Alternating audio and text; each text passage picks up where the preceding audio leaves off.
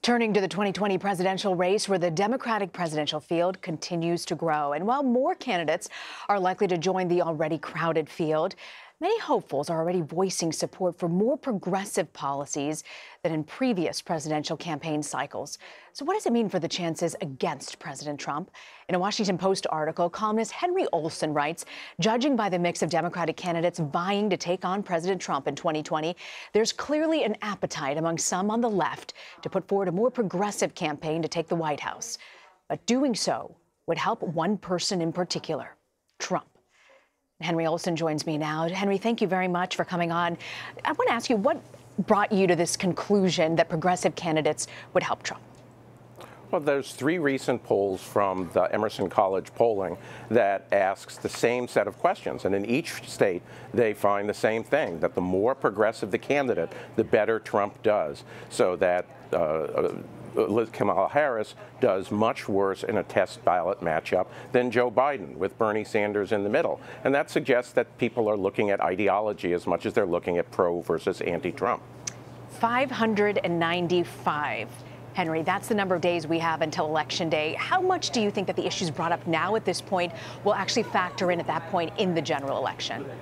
Well, I think a lot of it's going to do with what the Democrats do over the next 595 days. But if they continue to move to the left, what we can expect is President Trump and the Republicans to start to hammer away at that. And the more one or two people start to emerge as clear nominees, we can expect personal contrasts of the sort of Donald Trump says this and Joe Biden or Kamala Harris says that. And the more progressive that Democrat is, the more likely there'll be people in the middle, the moderates, who will feel squeezed between the two candidates and look more closely at Trump. Joe Biden hasn't formally jumped into the race at this point. Is there another centrist Democrat that could emerge as the biggest contender against him? I think that if he drops out, there's a huge group of Democrats who will go searching for another person. That there's about 30 to 50% of Democrats, depending on how you count it, who want someone who's just liberal, not flaming progressive, and they'll look at the alternatives. I think Amy Klobuchar will look good to them. I think John Hickenlooper will look good to them. And depending on how Beto O'Rourke positions himself, he might look good to him. But there'll be a lot of people looking for a Biden replacement if he doesn't get in. So during the 2016 campaign, if you look back, some people dismissed then candidate Trump because of his extreme stances. Would you agree? Is it any different for Democrats?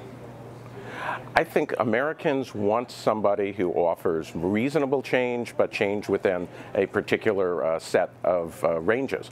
And particularly the Democrats won the House this time with the votes of millions of people who voted for John McCain, who voted for Mitt Romney, who voted for George W. Bush, who aren't progressives, but they don't want what Trump offers either. The farther to the left Democrats run, the more they force these people into choosing between two alternatives, neither of which they want. You know, it's interesting. If you look at President Trump, though, in the past 2 years, he really hasn't moved towards the middle at this point, at any point.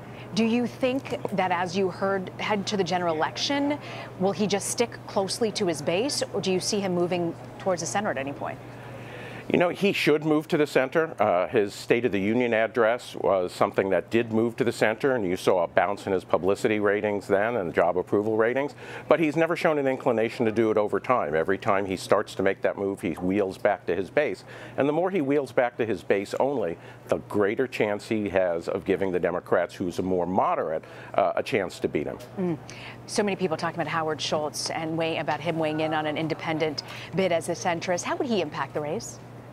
Well, the Emerson polls actually asked about Howard Schultz. They asked him as a test matchup in a three-way race, and in each case he got a little bit under 10% of the vote and pulled a little bit more from the Democrat than from the Republican, which is exactly the sort of thing that you would expect, is that people who don't want either extreme will initially take a look towards the middle, but that there's more of those people in the Democratic coalition than there are in the Republican coalition. It's a fascinating look that you had in the Washington Post. I want to thank you very much for joining us, Henry Olsen. Thank you.